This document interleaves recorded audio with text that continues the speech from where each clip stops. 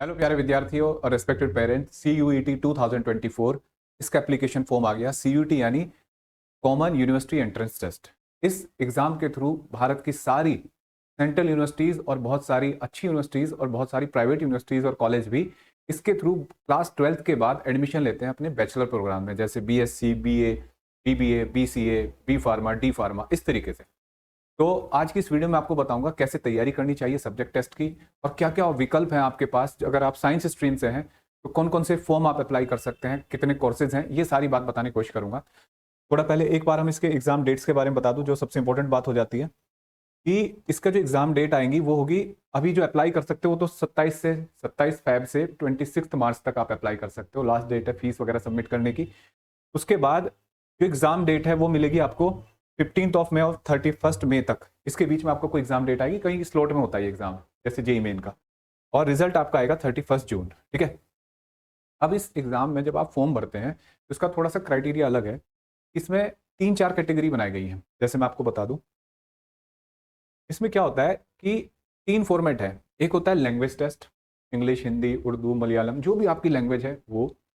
एक होता है सब्जेक्ट टेस्ट, एक होता है एप्टीट्यूड टेस्ट। ज़्यादातर यूनिवर्सिटीज़ एक लैंग्वेज टेस्ट और जनरल टेस्ट की रिक्वायरमेंट है अलग अलग कोर्सेज के लिए। लेकिन कुछ BSc ऑनर्स है, जैसे मान लो BSc फिजिक्स ऑनर्स है, तो कुछ यूनिवर्सिटी ने डाल दिया कि भाई हमें फिजिक्स का भी टेस्ट लेना है। ये लगभग 45 मिनट्स के टेस्ट होते हैं आपके। General language test, objective test होते हैं, और एप्टीट्यूड टेस्ट। सब्जेक्ट टेस्ट लगभग 60 मिनट्स के आसपास होगा। यहाँ देख सकते हैं आप।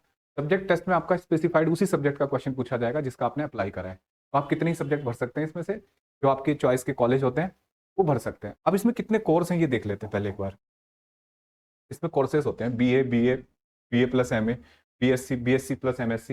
मतलब BSc बहुत सारी स्ट्रीम में हो सकती है। BSc ऑनर्स हो सकती है, BSc physics, chemistry, maths, BSc इन योगा, बहुत सारे हो सकते हैं।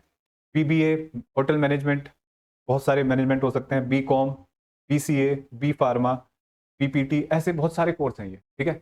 इनमें जैसे आप साइंस के स्टूडेंट हैं तो साइंस के स्टूडेंट्स को, अगर आप स्पेशली बायो के स्टूडेंट हैं तो आप कौन कौन से कर सकते हैं, BPT, BOT। BPT होता है bachelor in physiotherapy, bachelor in occupational therapy, B pharma, D pharma, और पैरामेडिकल कोर्सेज भी होते हैं बहुत सारे।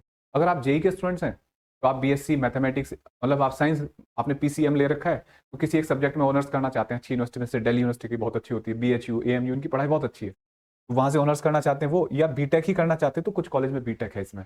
जैसे दिल्ली की एक स्पेशल ब्रांच दिल्ली यूनिवर्सिटी में खुली हुई है, उसमें बीटेक जो करते हैं बहुत अच्छा ऑप्शन है और बहुत अच्छा उसका करिकुलम है। उसमें कई सारे कैंपस में जाके अलग अलग सेमेस्टर में पढ़ाया जाता है, बहुत बढ़िया करिकुलम होता है उसका, डिटेल में बताऊंगा किसी दिन। वो आप अप्लाई कर सकते हो, और उसके लिए मैथमेटिक्स का आपका अलग से एक टेस्ट होगा, आप उसका एलिजिबिलिटी देख सकते हैं। साथ में ये तो आपके पास विकल्प खुले हुए हैं सारे। B.Ed है, LLB, 5 ईयर इंटीग्रेटेड प्रोग्राम, ये सारे कोर्सेज आप जो भी आपको जिसमें जाना है वो आप कर सकते हो। B फार्मा भी होगा यहाँ पे, ये देखो। हाँ, ये सारे कोर्स हैं। ठीक है। अब ये मैंने आपको बताया कि भैया तैयारी कैसे करनी है। दूसरा, हाँ, मतलब कितने एग्जाम होते हैं। अब इसमें 3 चीजें हुई, एक हुआ लैंग्वेज टेस्ट, एक हुआ जनरल टेस्ट, एप्टीट्यूड टेस्ट, एक हुआ सब्जेक्ट टेस्ट। लैंग्वेज टेस्ट के बारे में अगर आपको पता करना है कैसा टेस्ट का फॉर्मेट होता है, तो आप किसी लैंग्वेज एक्सपर्ट से, जो आपकी लैंग्वेज होगी, इंग्लिश, हिंदी, जो भी, उसके टीचर से पूछिए। आया दूसरा एप्टीट्यूड टेस्ट। इसके बारे में भी, एप्टीट्यूड रीजनिंग आती है, रीजनिंग बेस्ड टेस्ट है, तो जो रीजनिंग की तैयारी कराते हैं उनसे आप बात कर सकते हैं।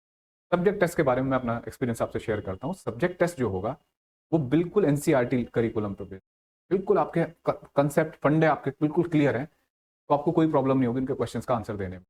आप ज़्यादा से ज़्यादा क्या कर सकते हैं, उन कंसेप्ट को पढ़ो, रिवाइज करो, और NCERT बेस्ड ऑब्जेक्टिव टेस्ट की तैयारी करो।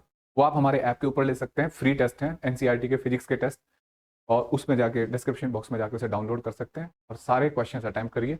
उन्हीं जैसा बेसिक टेस्ट होगा और बहुत ईजी टेस्ट होता है, बस ज़्यादा से ज़्यादा क्वेश्चन आपको अटेम्प्ट करने हैं। ठीक है। कुछ एक्स्ट्रा कोचिंग की जरूरत नहीं है, अगर आप सेल्फ स्टडी में आपको कंसेप्ट क्लियर हो चुके तो बहुत है। ठीक है।